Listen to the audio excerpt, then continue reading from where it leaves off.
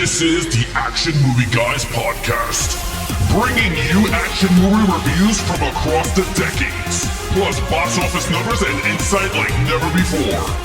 And now, your hosts of the Action Movie Guys podcast, Alex and Nate.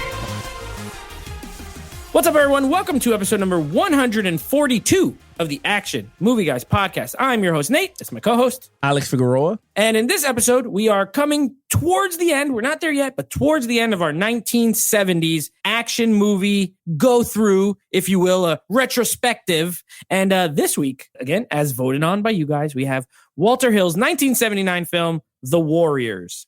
Now, if you remember, me and Alex both said last time, we never seen this movie, neither one of us. So this is a first-time watch for the both of us, correct? Yeah, I never seen this movie before. Never seen it. I have never seen it. I know of it. I remember the video game from like 10 or so years ago that was like really fun. I played the game before even knowing what the movie was. So we're going to go ahead and give you our take. Now, before we do that, switching things up a little bit, we're no longer going to give you guys all the box office numbers, but what we're going to tell you is, how did this movie fare? Since we're reviewing it, we're going to give you how it fared with critic and audience reviews from Rotten Tomatoes, and then we're just going to give you our take. So this movie, The Warriors, 1979, it is sitting at, it's got good reviews. It is sitting at an 87% critics reviews and an 88% audience reviews. So audience is higher by 1%, but almost spot on as far as the percentage of people who liked it. Yeah, very interesting. I mean, for this type of movie. Right. I mean, the 79, so I kind of could see the cult classic in there. Classicness, cult classicness. All right, so with that said, of course, I'm hosting. So Alex is going to get to go first here. Now, you correct me if I'm wrong. I scored the whole group as the lead. Like, That's what okay. We're on the same page. All right. So scoring the entire group of the Warriors, and if there's individuals who stuck out, we'll point them out. But as the lead characters, go ahead. All right. So first of all, this movie, I did not know what I was getting myself into. So let's just get that out the way. It took place in Brooklyn. I'm not gonna. It's like I'm scoring the story first. But all right. So the character itself is a gang. Just a bunch of gangs. But this one is called the Warriors for some reason, and I don't even know why they call it. They all have different names, but they're the Warriors. And honestly, they were just a bunch of thugs. I mean, it's pretty much it. Yeah, it's a bunch of guys. I can't even break them down because each of them were very different. One knew how to fight, which was Raiden from Mortal Kombat. Right? James Remar from Mortal Kombat 2. Yeah, so you have him in the movie, and he's like the fight dude. Then you had the other character that knows Kung Fu, which was hilarious. And then everyone else. You had like the leader guy. Yeah. Then you had like the funny one who kind of was cracking jokes. Like they had some personalities, but like four of them are just guys. Yeah. And then they met a chick throughout the way, but we'll talk about that. I liked it. I thought it was a pretty cool. They had good chemistry for when they were interacting with each other, and then when they were interacting with the other groups, it was pretty cool. The movie is, I'll talk about it a bit, is a little weird when it comes to this type of movie. And I'll be honest, I gave them a 4. I thought they were good as a unit. I thought they were really good in a unit. I know it's not a great explanation, but it's kind of hard because we're explaining, like we had like 7 dudes that we have to, but this movie is not like a character development type movie for each of them. Right. It's a group fight. So it's weird. So I gave it a 4 though. They were entertaining. Yeah. So the Warriors, the titular Warriors, you explained it great. They're a gang. And they wear matching clothes. And there's a lot of stuff, vests and leather pants. Yeah. There's definitely stuff I'm going to say in the storyline, but I like them too. I'm a sucker for like a group of friends, you know. If you remember our last 70s movie, Escape from Alcatraz, one of the things I like best is like Clint Eastwood makes friends with everybody, and then they're like, I mean, if you're gonna be in jail, at least you may as well make some friends. And I guess if you're gonna be in a gang, you may as well like the people you're in the gang with. So it's like James Remar, you know, he wants to be in charge. There's always that one. He's got to be the troublemaker, kind of the hothead. But he's like, who made you in charge? And the other ones do respect him. And I like that little clash. That adds some dynamic to it, right? Then there's the little funny guy. He's cool. And everyone's cool. Like I love the scene when they're going through my favorite scene, like with the Warriors, is when they're going through that one street and the orphans come out and they're like, that whole interaction. And it's just like, look, we just want to pass or whatever. And as soon as it escalates at all, they're ready to beat ass. They were like, you know what? Forget you. We're not going to do whatever you want to do. I loved it. It was like such a switch because they were cool to be civil. And when things got real, they got real. Yeah. I like the Warriors. I thought they were awesome. I also gave them a 4. It's not a 5 because there's so many of them and it's not like a specific, character. But as a group, they were fun to watch. All right, main villain. Now there is, even though this is a gang movie, there is like one guy who's like the main antagonist. So So for my main villain, I did everybody. Everyone, because they're all against the Warriors, but we're going to talk why in the storyline. But if I had to pick the guy from The Crow that goes, fire it up, because that's who he was, right? Yeah, it was. Yep. You ain't never going to come back. You ain't never going to come back. That's how I remember him. So when he said the same line, I said, wait a minute. I remember that. Maybe it was homage. Yeah. So yeah, in terms of the villain, he was good. The main leader of the Fun Dips or whatever they were called. The Warriors versus the Fun Dips. Yeah, the Fun Dips, the Charleston Chews, the Jolly Ranchers, whatever you want to call them. They all had some weird names. I don't even remember them. But this group, they were good. But then they had some other awesome groups, right? You had all the color guys, the black people that were the Kung Fu. And I was like, okay, those were cool. Then you had the guys with the bats. Baseball team. The baseball mimes or whatever. Yeah, whatever the were. women with the knives. So that villain stuff, that was all cool. Then you had the cops and they were all running all over the place. Like that stuff was cool, right? But the main villain of this movie is the guy from The Crow. I don't know his name much, but that was the main villain. I gave it a 5 because of all the villains together. And then with him, I thought it made, and then they did the iconic scene too, right? The whole Warriors, with the glass bottles.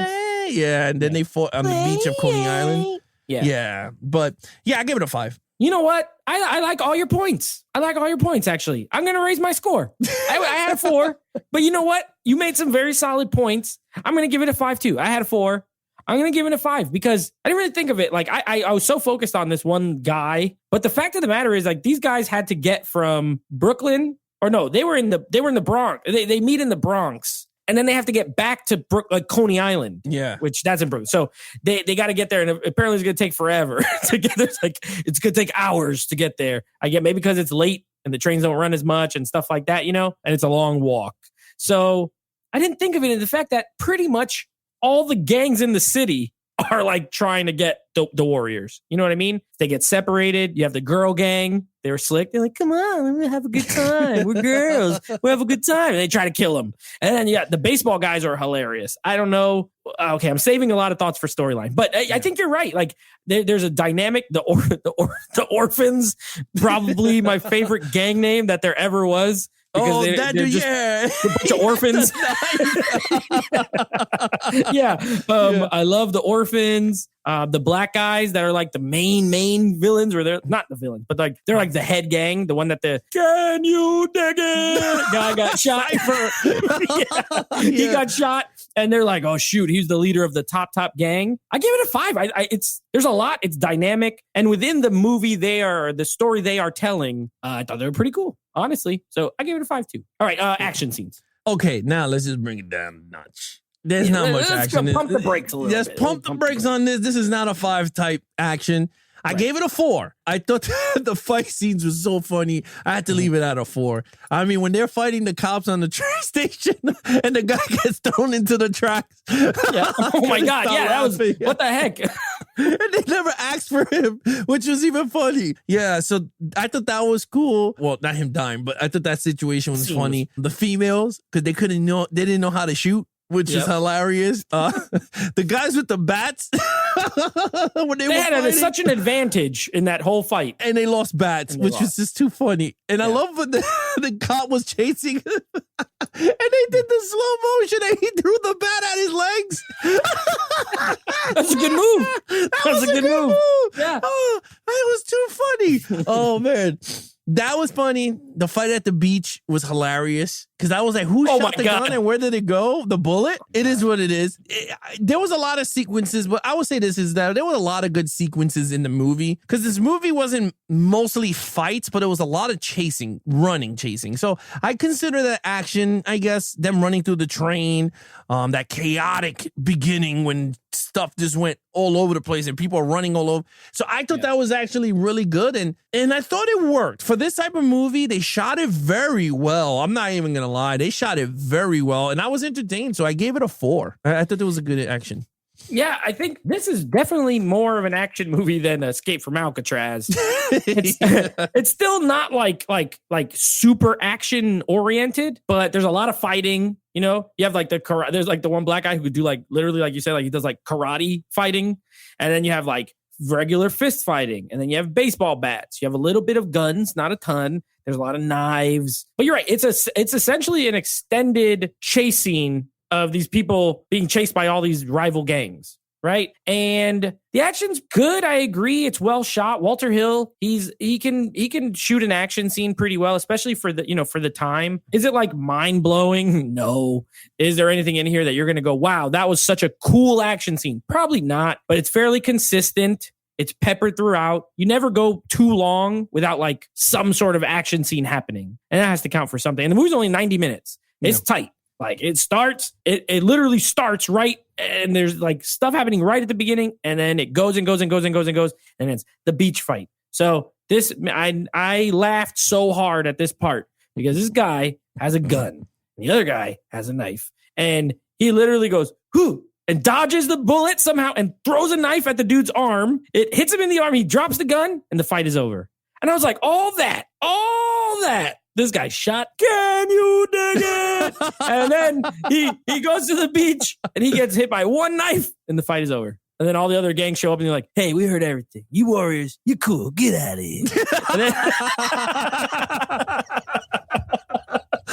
You know, like I was like, that's it. It was a little anticlimactic, but overall, I thought the action was good. I give it a 4 as well. I thought it was for 70s action. I am trying to grade it with the decade in mind. You know what I mean? And it was good. If this same exact movie with this same exact action came out in 2020, it would be like a 2. Yeah. But 70s and all things considered, it was a 4. It was fun. I laughed a lot. I don't know if I was always. I think sometimes you were supposed to be honest, and sometimes you weren't. But I hope so. All right, storyline. Alrighty then. Okay. The storyline. So this storyline kind of unique. Not unique because this storyline is type of John Wick. Everyone is chasing after these guys. They put a hit on them. Huh? No. I'm not saying that they ripped off of. I'm just saying is like it's a mixture of like John Wick, them chasing. They put a hit on these guys.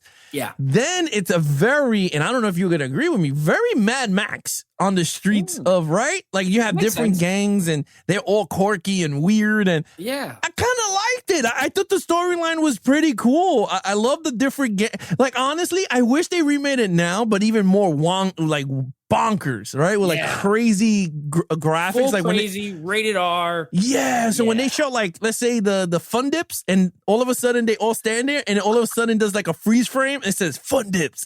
Yeah. Oh, I know what you're saying when they introduce them. Yeah, like Scott Pilgrim. You know how they did that? Yeah, I know what you're saying. Dude, if they could do that with the Warriors movie, I would literally be happy because that's what I was thinking when I was watching this movie. When they showed them with the bat, I thought they were going to go, the Batman. It would have been the Baseball Boys. I remember their name. I don't remember their name. The Charleston Chews. Yeah. No, but honestly, I thought the story worked. They got framed for something they never did by another rival gang, and they pretty much was like, the Warriors did it, man. And then all of a sudden, the chaos broke out. Yeah, they all believed him, which was kind of funny when they saw him shoot. Can you? All those people. Nobody saw it. I'm definitely going to put that line on my soundboard because that is so awesome. It is now. It is awesome. But anyway, they shot him in the face. No, actually, they shot him in the chest. He dies. All these gangs were like, oh my God, the Warriors killed Cypher. And they put a hit on him, but they did it so awesome through a radio station. They were like, listen, everybody, I'm going to play a song here. Hey, all you bad boys and bad girls, make sure you catching the Warriors out here on the streets. Here's a little song called Run If You Can. And it was like, and then, I like that. And it was awesome. It was very unique. I never seen nothing like that. Very, very unique. And then at the end, they were like, I'm sorry. I'm really sorry. You take it back. The Warriors didn't do nothing. Leave them alone. It was too funny. So I thought, that was so genius. I thought that was pretty cool. Honestly, storyline, you're going to be shocked. I never seen this type of movie. This type of movie is not my style. I gave it a 4 for coolness. You know what? You know what this reminds me of? So this came out in the 70s. So now at this point, I'm thinking, wow, a lot of people not copied it because there's nothing really like this movie, but in the sense that this is a very, what's the word? pulpy, not pulpy. It's very like, what's the word? It's like this exists. This exists in a world that doesn't exist. You know what I mean? Yeah. Like 100 gangs who wear matching outfits. Right, New York, like real life gangs are like Crips and Bloods and like the Latin Kings, and like you don't want to mess with them. And these gangs are like in little groups and they have matching clothes. Like you're telling me there's a gang of guys who walk around with face paint and baseball jerseys and baseball bats. They just walk around the street. There's a group of guys who have a shirt called the Orphans, and they just walk around the like the street at night being orphans. It's so hyper stylized. That's kind of the words I was looking for. But I love crap like this. This reminds me of like modern, something like Smoking Aces. I was just going to say that. Yeah, there's all these like groups of assassins. It's the same concept. It's a bunch of groups of assassins. They kind of match. Like there's those 3 brothers that are crazy, and then there's the 2 black girls, and then there's the other crazy Russian guy, and then except it's individuals instead of gangs. But I bet Joe Carnahan loves this movie. He has to. There's no way. The radio station stuff remind me of like Do the Right Thing. You know, Spike Lee movie where he has the guy constantly talking on the radio throughout, and this has the lady. I love these kind of movies. They're weird, yes, but they also exist in their own world that's not realistic. And as long as you watch it that way, there's a lot of fun to be had. I also gave it a 4. I think it's very, very, and it's easy to follow, right? One guy wants essentially they're all bad guys. He wants all the gangs in New York to team up and take over the whole city. That's the premise, is for the gangs to like overrun New York. Instead, they can't even get along for one meeting. He says, "Can you dig it?" He gets shot. Then they all scatter, and then they're all still enemies. So at the end of the day, I guess the moral of the story is gangs can't get along. They just can't get along. They're going to fight. 4 out of 5. I enjoyed it. Okay, overall. I don't know what to say for overall, man. I think this is a stuptacular movie. Ooh, that's my word. It's a stuptacular. It's like nice. Stuptacular. Because honestly, it reminded me of just a straight up comedy. I don't know if it's supposed to be funny, but you know what? I took it as a comedy with my sick brain of mine because I loved it. I thought it was like a Naked Gun type of movie. I was like, this thing is too comedy. The fighting. The guy goes, "Oh, these girls want to make the go. Yeah, man, they could wait for us." Next thing you know, they lock the doors. And I was like, holy hell, these dudes are crazy. Then you had your boy Raiden trying to rape a chick in the park and told the girl to wait. Like stuff like that was like, it's not funny, but it was just like comical because you can't get away with it now. But I loved all that. I thought all of that fit. It was perfect for that decade. That movie. I cannot see that movie coming out now being the hit that it was, I guess, back then. I don't think it would have got that rep now in 2020. Yeah, I don't know if you understand what I mean. People would say this is too fake. This is too, it's not gritty and real enough. Yeah, it's not There's a lane for this. It would probably be like on Netflix or something. Maybe, but honestly, I think this worked. I can see why this is a cult classic. There was a lot of scenes there. I was like, okay, I can now see why this thing is actually really good. I gave this movie for a shocker, a 4 out of 5. I think this is a great film from the 70s. I don't know why. I'm definitely going to pick this up if they give us a 4K because Nate told me about the digital and the digital looks so clear. There's something brewing. They did an updated transfer. Yeah. And to my point, the word I was looking for was pulp. Before it's a pulp movie. This is not realistic. It's not trying to be realistic, but what it is trying to be is extremely entertaining. And that is exactly what this movie is. Now, I had never seen it. I have a good friend who loves this movie. Like, loves it. I remember a couple years ago, they released a steelbook for it at FYE. And he's like, "Bro, you live near an FYE. Can you go buy it for me and bring it to me? Like, I love this movie." I'm like, "I've never even seen this movie, but okay, I'll buy the movie for you." So I went and got it and he loves it. And now that I've seen it, I totally get it. I think I'm pretty sure I love it too now. So yeah, this is a very me movie in the sense of like, this is something that I love these kind of movies, these pulpy, unrealistic. I like realistic movies too. I like all kind of movies, but these are right up my alley, bro. Like, give me this weird gang war with make-believe gangs and mimes and all kind of goofy stuff. Like, if there was one that was all clowns or something, I'd probably like it. You know what I mean? The Orphans are my favorite. They have my favorite name. They also don't know what they're doing. Like, they're like, "All right, get out of here." And that girl comes out and the girl just makes them want to fight them right away. She's like, "Y'all suck. Y'all are some pansies." And then she ends up going with the Warriors anyway. She did all this stuff and leaves them Very gorgeous, by the way, whoever that actress was. I don't know. She was gorgeous. Yeah, I had a good time watching this movie. I will also, I'm going to wait because if this gets a 4K, I am buying it. It is very entertaining. It's 90 minutes. This is like, we've been watching all these movies that are 5 hours long. This was the perfect like remedy for that. Short, sweet, hilarious, intentionally and unintentionally, very like entertaining. I also gave it a 4. It's not like a perfect film. It's goofy, but it's very entertaining, and I liked it a lot. Okay, what is your total overall point? I gave this a 21 out of a 25. I think this, I can see why it's a cult classic movie. It's actually really entertaining. It's really fun. Definitely going to go into my 4K collection. I can't wait to see it again when it comes out on disc. We have the same. Yeah, we have the same score, 21. You know what? You mentioned a movie earlier, The Crow. The Crow is this same kind of movie. The Crow is not it's comic book, but it's like hyper real. It's not realistic at all. It exists in this. This could have been a comic book. Like The Warriors could have been based off of a comic book or something like that. And that's why that video game was so fun. This is like a video game. This is like a fake, world, but it's New York. It's a real place in a fake world. So we both had a 21. I'm sorry. Wasn't Anchorman like this, where all the news people came out? The news anchor fight. Yeah. Oh yeah. The Channel 5 news versus the nighttime news versus the Spanish news. Yeah, that was a great scene. I bet you they saw the Warriors and were like, let's put a Warrior scene. I thought that was hilarious. At first, that scene was hilarious. They had Jim Carrey with the Irish people. Oh my gosh, that's so good. Wait till we do comedy movie guys one day. We'll do Anchorman. We'll do comedies with fighting in it. Hey, you know what? Maybe we'll do more action comedies in 1 month. That being said, we are coming to the end. Next week we will be doing